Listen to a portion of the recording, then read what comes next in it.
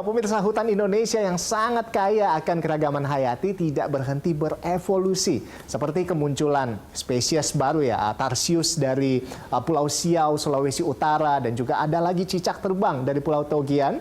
Nah, dua spesies ini ditemukan oleh seorang peneliti Indonesia. Ia dikenal sebagai begawan biologi konservasi dan naturalis terbaik yang dimiliki Indonesia. Nah, mencintai alam sejak masih sangat muda, kini membawanya menerima berbagai penghargaan dari dalam dan luar negeri. Hingga ia dijuluki sebagai Nabi Nuh di masa modern.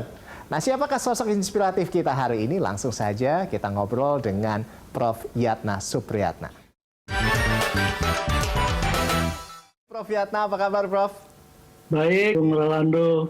Jadi ini sekarang lagi di gunung ini, Prof? Saya mencintai betul gunung, Nah, jadi itulah. Prof ini memang seorang naturalis sejati begitu ya. Memang sangat mencintai alam. Luar biasa, Iya. Prof. Sebelum kita ke dunia penelitian yang sudah Prof lakukan begitu sejauh ini di Indonesia, saya mau tanya dulu ini, masa kecilnya, masa mudanya Prof Yatna sampai membentuk Prof begitu apa ya, memiliki ketertarikan atau kecintaan terhadap alam. Ini seperti apa, Prof? Terima kasih, Mas Rolando. Jadi saya memang masa kecil di Jawa Barat gitu ya. Orang tua saya tentara, sering pindah-pindah.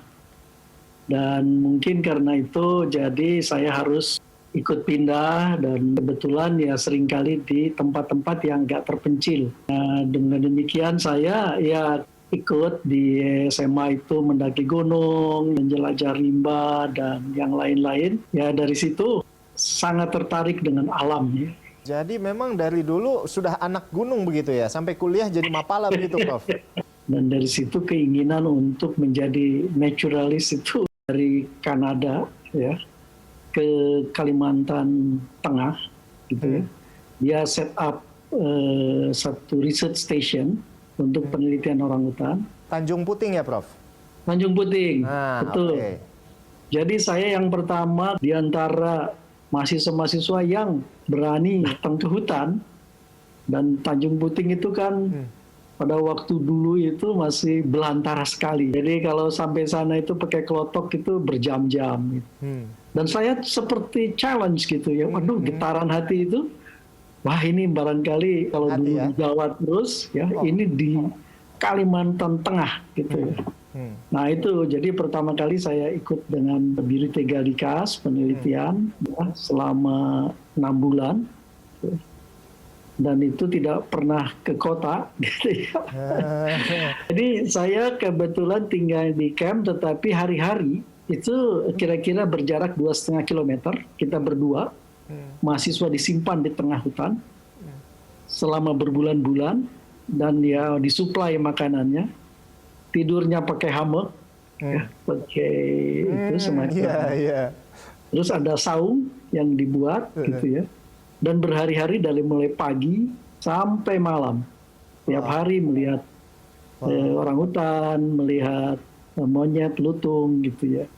Di situ saya merasakan betapa ya hebatnya gitu ya alam kita ya, interaksinya bagaimana, dan sering merenung gitu ya. Kenapa gitu kaya sekali, tetapi kenapa kok tidak banyak orang Indonesia yang mau gitu ke hutan? Apa sih hambatan-hambatan utama yang banyak ditemukan, Prof? Hambatan psikologis ya. Hambatan psikologis. Itu utama ya. Berarti kan kita sering mengatakan bahwa ya banyak di hutan itu genderuwo ya, setan dan sebagainya. Nah, jadi pada waktu di tes pertama oleh Biro T itu, saya suruh jalan 2,5 kilometer, tidak dikasih center. Dikasih ini dari camp sampai ke tempat penelitian saya, malam-malam. Tidak dikasih center. Jadi saya suruh sendiri jalan. Baik. Itu hambatan spiritual. Tapi yang kedua hambatan fisik ya biasanya. Hambatan fisik, oke. Ya biasanya itu yang paling berat karena memang di hutan itu kan banyak nyamuk, banyak macam-macam ya. Ada ketakutan, ada. Tapi kalau lama-lama kita tahu bahwa tidak ada satupun yang akan menyerang manusia ya. Oh, oke. Karena mereka sudah ada di jalan masing-masing gitu. Oh. Karena sering ke lapangan, saya mengarang buku mengenai ular berbisa di Indonesia. Karena pengalaman saya di hutan itu tidak ada tuh ular berbisa yang mau masuk manusia. Kalau kecuali kita yang mau merasa terancam. merasa terancam, kemudian kita yang mau membunuhnya, padahal mereka lebih cepat daripada kita. Oke, baik Prof. Ini kita masih ngobrol lagi. Kalau tadi kita sudah ngomongin tentang awal mula Prof Yatna mencintai alam. Nah, di segmen kedua kita akan kembali lagi dengan pembahasan yang lebih seru. Tetaplah bersama kami pemirsa. People and Inspiration akan kembali usai jeda. Anda kembali menyaksikan People and Inspiration dan masih bersama dengan Prof Yatna di sini. Prof Yatna, ini belusukan ke Sulawesi. Apa yang menjadi daya tarik Sulawesi menurut Anda sampai Anda akhirnya memilih Sulawesi sebagai tempat penelitian Anda, playground Anda pada saat itu? Jadi saya sekolah di Amerika, kemudian saya pada waktu master saya tesisnya mengenai Amerika Selatan, monyet di Amerika Selatan. Kemudian S3 saya itu pada waktu itu saya ingin betul-betul satu fokus, yaitu daerah Sulawesi. Kenapa Sulawesi? Karena 100% primatanya endemik atau tidak pernah ditemukan di dunia manapun. Sulawesi itu sama dengan Madagaskar, mempunyai hewan-hewan dari Asia dan hewan-hewan dari Australia. Combining itu menjadi namanya hewan endemik Sulawesi. Dan endemiksitasnya itu paling tinggi di Indonesia. Yang paling endemik, yang paling tidak ditemukan dimanapun. Ya. Monyet Sulawesi itu tidak ditemukan dimanapun. Tarsius Sulawesi yang banyak itu 12 spesies itu tidak ditemukan dimanapun. Gitu. Jadi kalau mau melihat evolusi dunia itu adanya di Sulawesi, gitu ya. Alfred Wallace itu melihat Sulawesi yang pertama kali. Gitu. Nah, Prof, yang Prof temukan di Sulawesi, selain di Pulau Siau itu yang tadi Prof ceritakan ada Tarsius, spesies baru apa di Sulawesi yang Prof temukan? Ya, jadi ada monyet ya, Macaca togianus, monyet Sulawesi yang ada di Pulau Togian. Kemudian lama di Sulawesi Utara, kelalang keliling ya.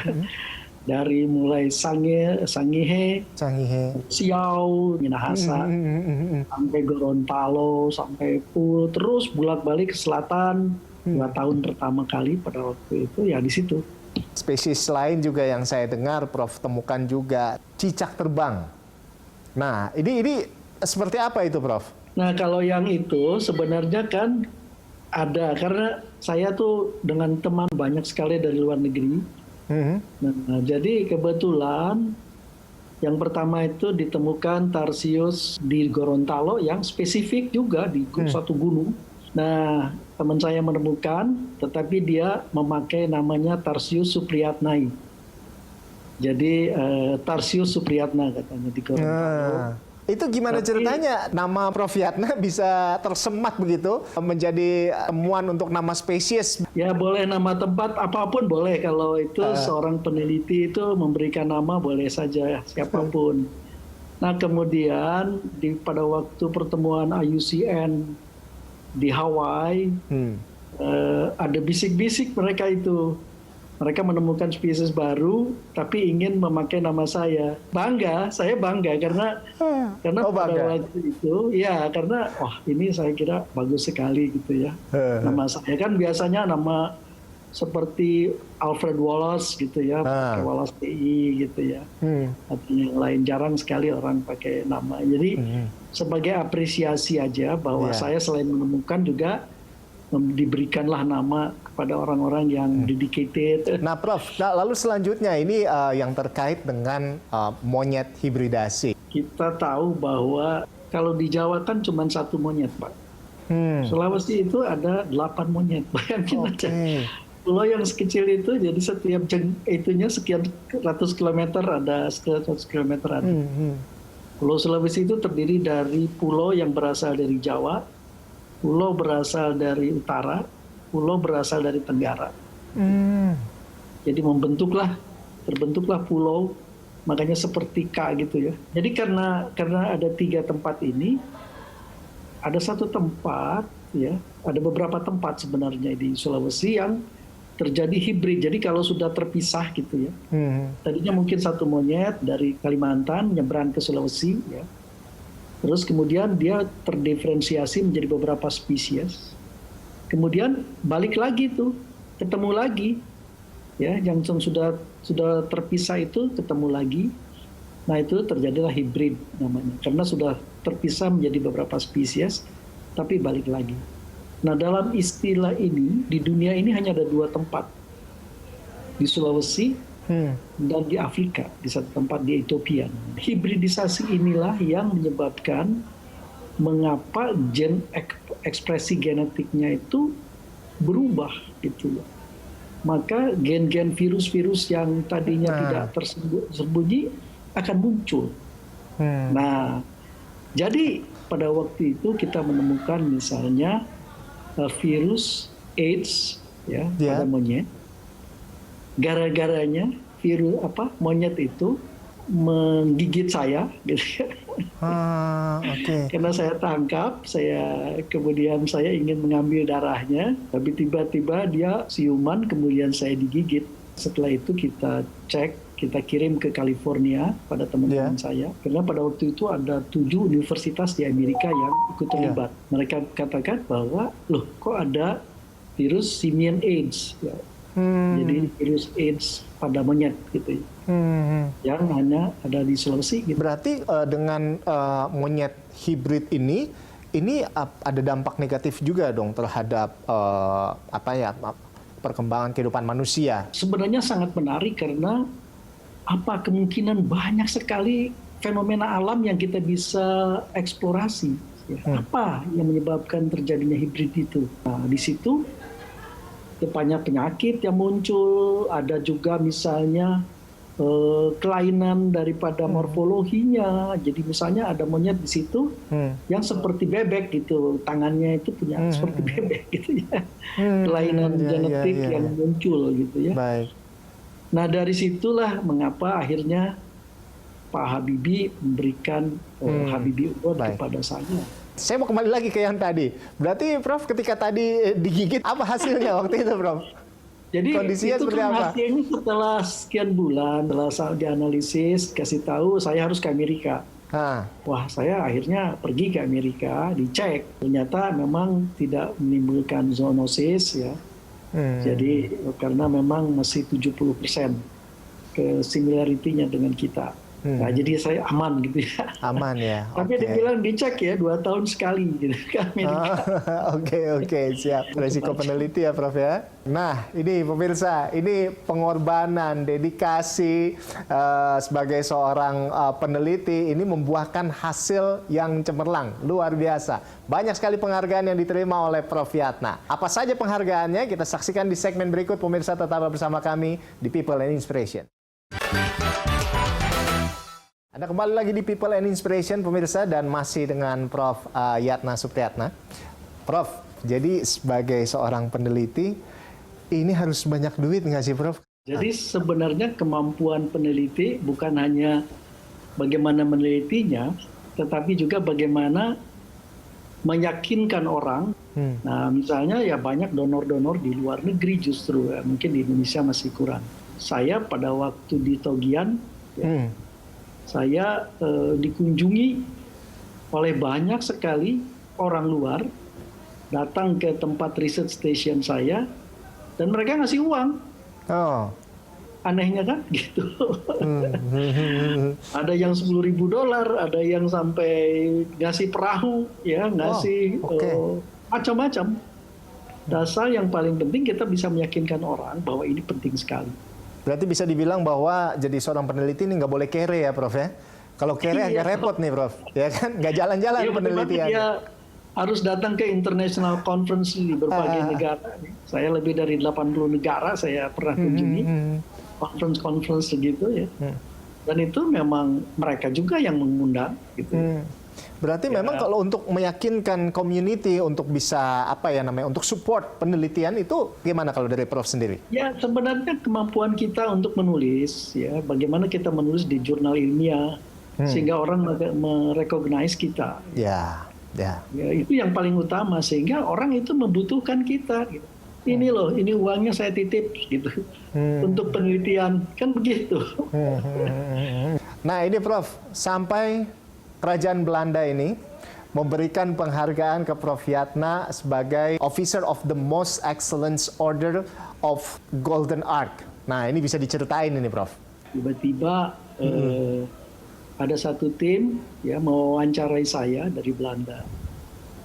Dan dia bilang setelah Prof. Emil Salim dapatkan Golden Ark, kemudian setelah itu Menteri Kehutanan Pak Jamaluddin, setelah itu dia wawancara saya.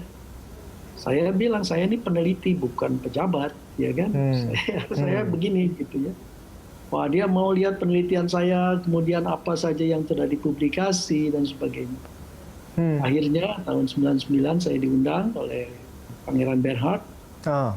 Mendapatkan the Golden Ark itu. Golden Ark Award.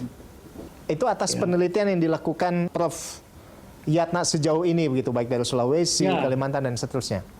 Ya betul. Jadi mereka melihat track record biasanya ya, apa sih yang telah dilakukan, bagaimana publikasinya, dampak terhadap konservasi gitu ya. Friedman itu menjuluki Anda sebagai Nabi Nuh modern begitu ya Prof ya? Saya itu tidak tahu ya, karena memang Tom Friedman itu sangat terkenal dari wartawan New York Amerika, Times dan mendapatkan Pulitzer itu ya, Pulitzer Award. Dan datang ke Indonesia ingin ketemu gitu ya. Saya juga, saya bilang mau kemana? Saya bilang antar, boleh nggak saya diantar ke tempat orangutan? Oke, saya bilang saya antar ke Sumatera ya. Saya menghubungi duta besar dulu gitu, duta besar Amerika. Dia bilang nanti kita siapkan pesawat ke sana karena begitu populernya orang ini. Bahkan Tom Friedman itu di host oleh Pak SBY pada waktu itu. Karena saking populernya. Dan saya tidak tahu bahwa ini saya tahu gitu. Kemudian mengenai saya di New York Times. Ada satu kolom mengenai eksklusif ya. Ya, khusus mengenai Nabi Nuh modern gitu ya. Dari Indonesia. Saya pikir saya tidak apa-apa, cerita apa-apa gitu ya. Kemudian saya bawa ke Sumatera melihat bagaimana konservasi di Sumatera mengenai orangutan. Kemudian bawa ke beberapa tempat. Yang dalam negeri tadi sempat disinggung sedikit, Habibie Award. Gimana Pak? Jadi dikasih tahu teman-teman, Anda kandidat nih, gitu. Loh, kandidat apa gitu? Gitu. Tapi kan tidak dikasih tahu gitu ya. Mereka seleksi sendiri, ada tim dan sebagainya. Jadi saya ada Habibie Award dulu. Kemudian setelah itu 2 tahun kemudian, 2-3 tahun kemudian ada Ahmad Bakri Award. Saya juga dikasih karena dedikasi saya katanya ke lingkungan dan konservasi. Dan terakhir dari Conservation International, ya dedikasi karena saya menemukan banyak sekali spesies dan juga banyak sekali nulis mengenai biodiversity di dunia, termasuk di Indonesia. Karena memang tulisan saya sudah lebih dari 100 gitu ya, di jurnal internasional. Memang layak untuk menerima penghargaan. Prof, ini bagi bagi masyarakat atau orang-orang yang memang concern terhadap alam, konservasi alam. Ya, sama lah kurang lebih seperti Prof pada saat muda hingga saat ini begitu ya. Nah, ini apa yang harus mereka ketahui terhadap kondisi alam kita hari ini? Kalau Brazil itu kontinental, kita ini pulau-pulau. Jadi banyak sekali flora fauna kita ini di pulau-pulau kecil, terutama daerah Indonesia bagian timur. Mereka itu perlu atensi kita dan semoga mereka masih bisa lestari ya, dengan perkembangan kehilangan habitat yang sangat tinggi ini. Jadi bukan hanya kita tonton saja, tetapi secara aktif kita ikut di dalam konservasi. Saya yakin bahwa GDP kita akan terbesar. Itu adalah dari tourism. Jadi ekoturism itu adalah kelebihan Indonesia. Sudah bisa dibayangkan bahwa terumbu karang dunia terbesar dan terbanyak itu ada di Indonesia. spesies juga begitu, dengan kelainan yang berbeda antara Sumatera, Kalimantan, Sulawesi, dan Papua, ya, dan ke Jawa, dan di pulau-pulau kecil. Jadi saya yakin gitu ya, teman-teman dari ekonomi, teman-teman dari berbagai disiplin, mari kita melihat itu. Gitu. Negara dengan kekayaan hayati terbanyak di dunia. Ini penting bagi kita, anak-anak muda khususnya, untuk mengapresiasi hal ini, sehingga kekayaan alam kita bisa dikenal, bahkan bisa mendunia. Saya Rolando Sambuaga undur diri, dan terima kasih banyak Prof. Yana sudah bersama dengan kami. Sukses selalu Prof, sehat selalu. Terima kasih.